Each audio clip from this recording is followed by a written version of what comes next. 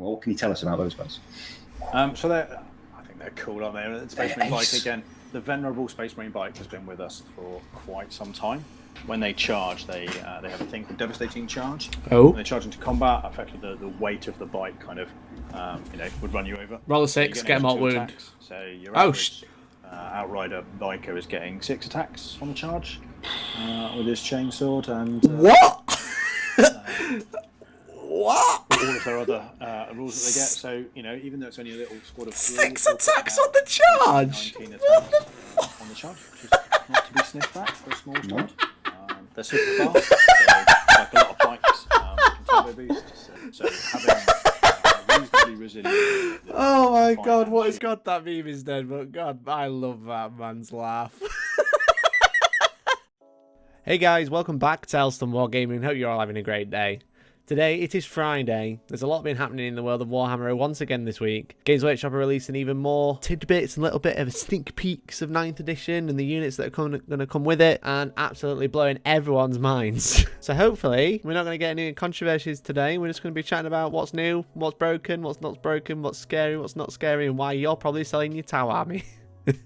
I didn't want to make a video just about Overwatch because, I didn't want to just be another channel reading the Warhammer community article. I'd rather go through a few things and kind of like chat about what I think about them. So I thought I'd leave it a few days and let myself kind of work out the actual impact on the game rather than just blurting the community article back at you, because you've probably already read it. But as you saw on stream, I've been streaming Tuesdays and Thursdays at 2 PM British Summer Time, and then I stream on Monday at 6, and they released the article for the Outriders and their a snippet of their stat line essentially, and to many people's surprise they are 4 wounds. I can't remember how many wounds I said they were going to have in the video where we kind of like analyze what rules they might have, but I'm pretty sure they probably said they had 3. 4 seems quite a lot for Outriders for these Primaris bikes. I'd say 4 is a little bit on the high side. I guess if you made them toughness 5, 3+ save, and 3 wounds, they're essentially really fast aggressors. But is there anything wrong with that? I think that's a problem. They're trying to remake the old units into new ones, so essentially these are new bikes, but also they're not trying to overlap with new units like Reavers and Assault Intercessors and then these guys and Aggressors. They're trying to, but it's weird to try and make new units, but also they probably end up having a similar stat line, so I can see why they're giving them 4 wounds, just to make them a little bit different. But the main thing is with these is not only do they have 4 wounds, they also have 6 attacks each on the charge. They have 2 base, then they have +1 for charging because of Shock Assault, because they are a Space Marine. They also have a Chainsword, the Astartes Chainsword, which we still don't know what it actually does. And then Stu Black on stream decided to tell everyone that on the charge these things give you,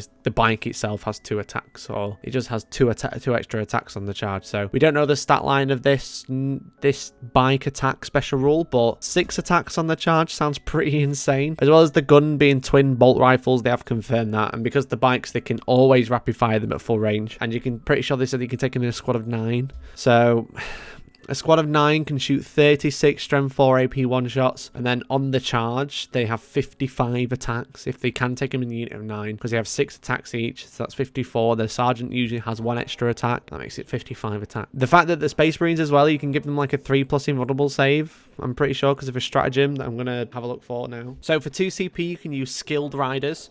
Use a stratagem in your movement phase, selecting a Astartes biker unit from your army. If that unit moves this phase, the models in that unit have a 4+ invulnerable save against attacks made with ranged weapons until the start of your next movement phase. If that unit advances, they have a 3+ invulnerable save.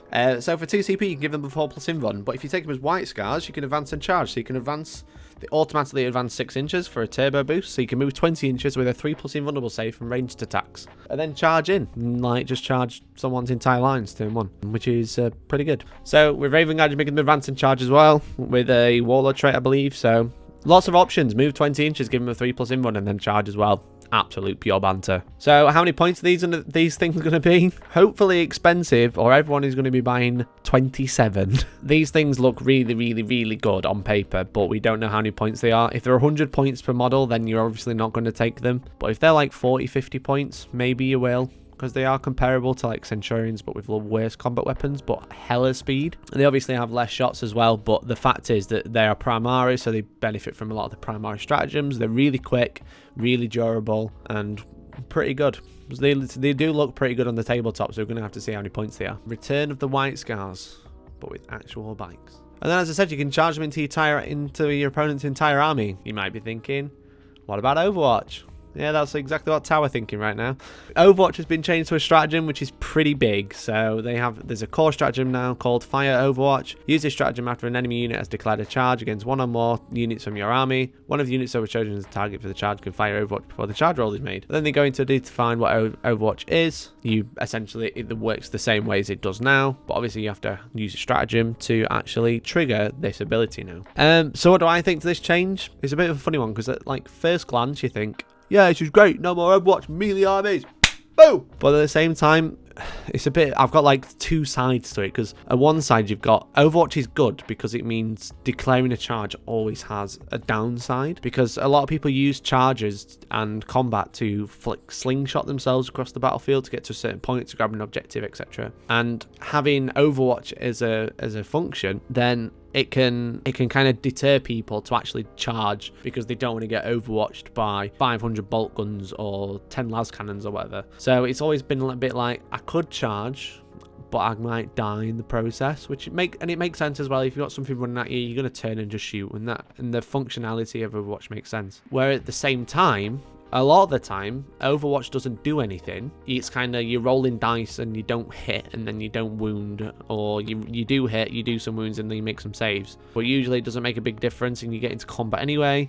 Sometimes it can also be really good where someone charges you with a really nasty unit and you like manage to get that 6 and you manage to do 6 damage and you reduce it to, or kill it or whatever. But it's very swingy. It's always either nothing or it changes the game. And getting rid of it is a little bit of a shame in my opinion, but at the same time, there's a lot of benefits that come with getting rid of it.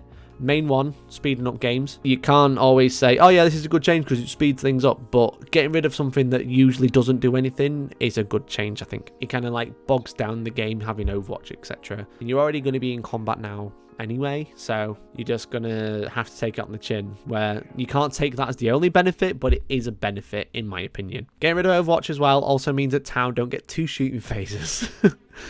Yes, a lot of the Tau groups are crying out now because essentially Overwatch for Tau Empire especially, who Overwatch on a 5+, their natural BS is 4+. Essentially, an Overwatch is like an entire shooting phase because everything within 6 can choose to Overwatch once per turn, and this makes defeating the Tau castle very difficult, and it also makes it a really obnoxious playstyle in my opinion. I don't like playing against Tau for this reason. I don't mind playing against any army if it's really obnoxious and really stupid and really tough to deal with, then that's fine. But when you just sit there and shoot, and then when I finally get to this castle and try and break it down, you shoot me again. I don't think I'm alone in saying I don't like it, and I don't think it's fair. So getting rid of Overwatch for an entire army essentially is quite interesting, but they've actually updated the website. The website kind of said that, I'll try and pull up a picture for old and new, but the website said that for greater good would essentially spend 1 CP and 2 units can Overwatch, whereas rather than just the core stratagem being 1 unit, whereas they actually removed that from the article, which is quite interesting. So I imagine that maybe that's the rule, but they've kind of leaked it by accident. I don't really know. What do you think? It's like, okay, you've already showed us now. It's been screenshotted and shared in every single Tau group ever. Overall, I think getting rid of Overwatch is a little bit of a shame, but at the same time, anything that makes filming a battle report quicker, I am all for. They also spoke about Defensible, which is one of the special rules that we spoke about in the last video, in the last coffee time, Can I See You, where they talked about some special rules but didn't really define what they did yet. So they talked about light cover, heavy cover and obscuring, but not defensible. So defensible, essentially it says units can hold steady or set to defend if no enemy units with engagement range. So I believe this is probably one of those actions that they spoke about where you can like raise the flag to score points. So an action might be hold steady. Hold steady is Overwatch attacks hit on a 5+, and set to defend is cannot fire Overwatch but add 1 to hit rolls in the next fight phase. I kind of spoke about this on stream today being Thursday, but on Thursday, where I wonder if these are actions that make you forgo shooting, so you can hold steady, and rather than shooting you can actually make your Overwatch better. Now if that's true, I think that's a pretty terrible way to do it, but essentially what this means is if you can't see a unit that you know is going to charge because it's hid behind a wall, you can kind of go into essentially stand ready, like aim your guns down, ready, wait, because you know the unit's there, and you wait for it to pop out before you actually shoot Overwatch, or before you shoot it, and then that benefits your Overwatch. If it's not, then this is generally a really good rule. If you can just say, I'm going to shoot, and now I'm going to hold steady. But we'll have to see. Like, if it's an addition, that's great. If it's instead of shooting, it's decent, but at the same time, a little bit rubbish. I don't know how they're going to balance it. But again, this is the only problem where they kind of like drip feed, and we can't analyze it. And I can't wait to get the core rulebook and be like, do you remember when we didn't know? Now we do. And then we're going to talk about Sisters of Battle. Well, actually, the faction-focused articles have been pretty, not lackluster, but they've not really said anything new. They've kind of been taking rules that everyone already knows, because it's just codex rules, and just regurgitating them at you. Because this is designed for new players, these articles. They did sneak some sneaky bits in here that maybe you've missed. I don't know if you didn't read it. A lot of people have noticed them, but in the faction-focused Sisters of Battle article, they actually talked about some new rules. One big one that's quite obvious, and then one that isn't quite as obvious. So one of them being Lookout Sir, which is essentially new character targeting rules. So the way the character targeting works now, if it's the closest unit and the closest visible, then you can shoot it. If it's not, it's not. It's very simple. You got to have less than 9 wounds. It's also very janky, because I'm going to set up some examples now where you can have like some some scouts behind a wall, and then your character's at the back. But then you can't shoot them because there's some scouts in the wall, but you can't see the scouts. But now, because the scouts are there, you can't hit this guy, which doesn't make sense. It's always been, again, I've kind of said it a few times now, but it definitely feels like that 9th edition is taking 8th edition and get rid of all the weird jank that everyone uses in the competitive scene to see what happens. Because this Lookout Sir, I will say, potentially kills the Leviathan and 3 Chaplain Dreadnought build. I mean, the Leviathan 3 Chaplain Dreadnought build is pretty dead, but that interaction is now dead as well. But we have a Librarian, we have a unit of Intercessors, and we have a Hive Tyrant. So the Hive Tyrant wants to shoot this Librarian. And let's say this is 8th edition in the game today. He can't currently target it because we've actually got a unit of Infiltrators in this building here. So because this unit is closer to him, then he cannot be shot. Which doesn't really make sense if, let's say, these guys couldn't be seen because there was a crate in the way. So now the Hive Tyrant can't see them. But he can't shoot here because they're still closer. So that's how 8th edition works. And whilst, yes, it's good because I can put this guy at the back of an objective and he can't shoot, it's a little bit janky and a little bit strange that he can't get shot even though he's technically out in the open and these are not. So Lookout says the new way they've kind of worded character targeting rules. Models cannot target a unit that contains any character models with a wound characteristic of 9 or less with a ranged weapon while that unit is within 3 inches of any other friendly vehicle or monster unit, or while it's within 3 inches of friendly units that have 3 or more models, unless that character is both visible to the firing model and is the closest enemy unit to the firing model. The Maelstrom of Battle makes it difficult to pick out such individuals. Ignore other enemy models with a wounds characteristic of 9 or less when determining if the target is the closest enemy unit to the firing model. So there's a lot to break down here, but overall, the way they've intended to write it is good. I like it. Let's have a look at some examples. Now we're in 9th edition. Same setup, Hive Tyrant over here, Infiltrators here, but now the Librarian could have been shot if he was stood here because he's the closest visible unit and he's not within 3 inches of anybody. So now if I put him near this unit, now they can't be shot because he's not the closest unit because they're there and he's within 3 inches of a unit that has more than 3 models. However, if this was only 2 models, then he could be targeted even though there's a closer unit, which is a very good change and it's quite interesting. So it means you can't leave your characters on the backfield, but it also means they run around with the squads how they're supposed to. So, or you get shot.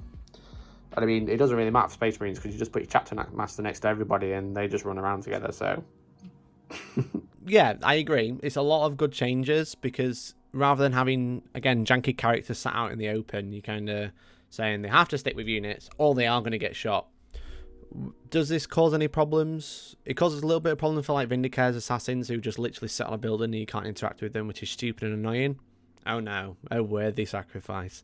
But they can still go places, they can kind of hide, rather than just literally just putting them anywhere on the board that's in your deployment zone and just being like, you can't target me. Now you've got to kind of like think about where they're going to go and they could be shot back. Which makes sense. He's also quite difficult to hit because he's got an invuln, he gets a really good cover save whilst he's in cover, he's minus to hit whilst he's in cover. So I think this is probably a welcome change. That's one of the things that people have pointed out that are kind of like, the negative effect of this lookout sir rule. Otherwise, I don't really see any other problems with it. Like, is it bad?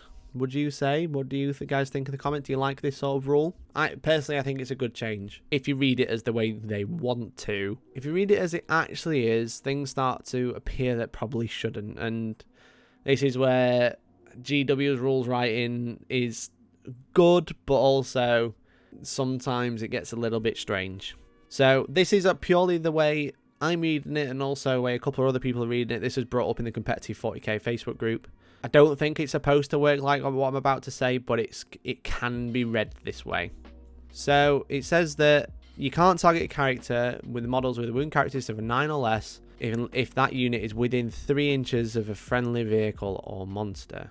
The problem with this is it says you only ignore other enemy character models with a wound characteristic of 9 or less when determining if the target is the closest enemy unit that's firing.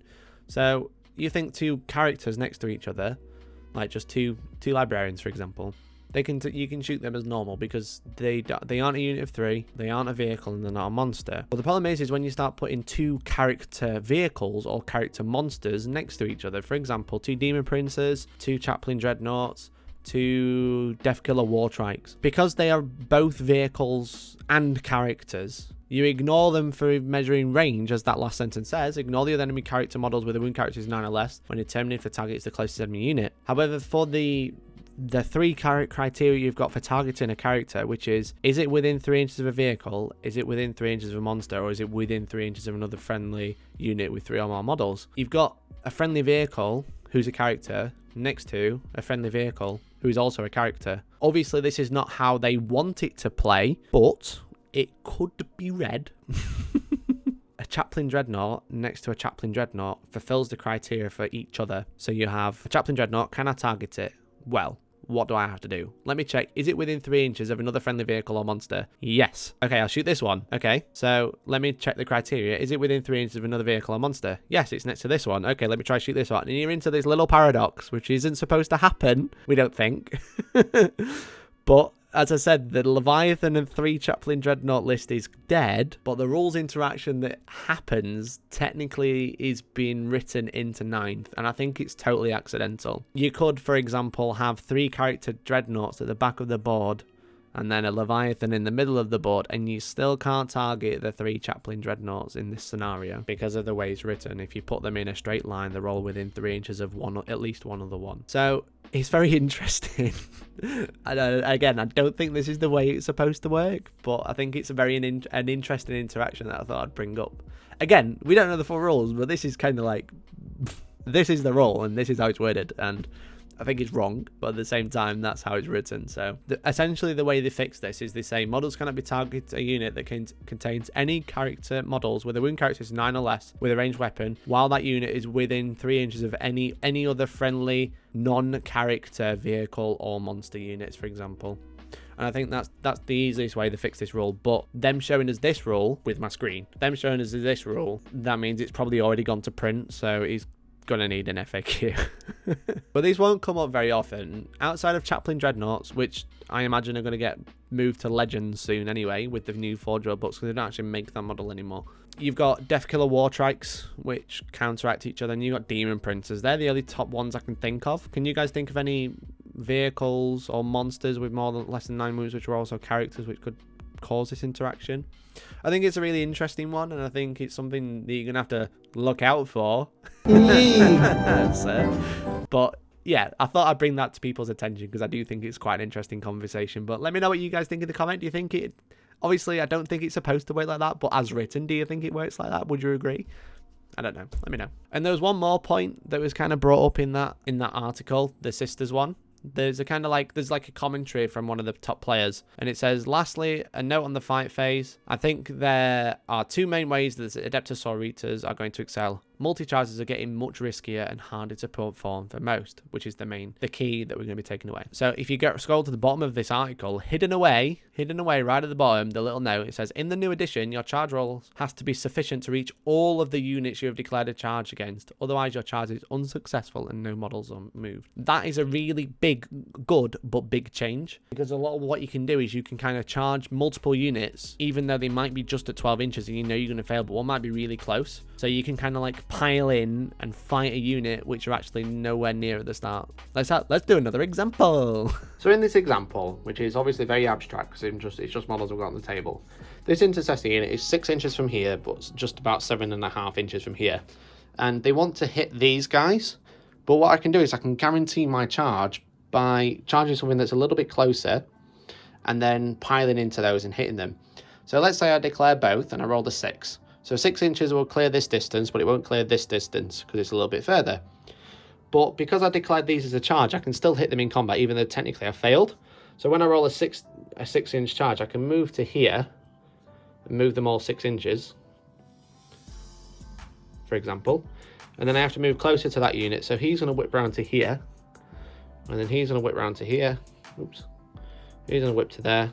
He's going to whip to there, and then he's going to whip to there. So now they've all moved closer to the Hive Tyrant, but now they're all within an inch of him, who's within an inch of him. So now they can actually all hit the Hive Guard.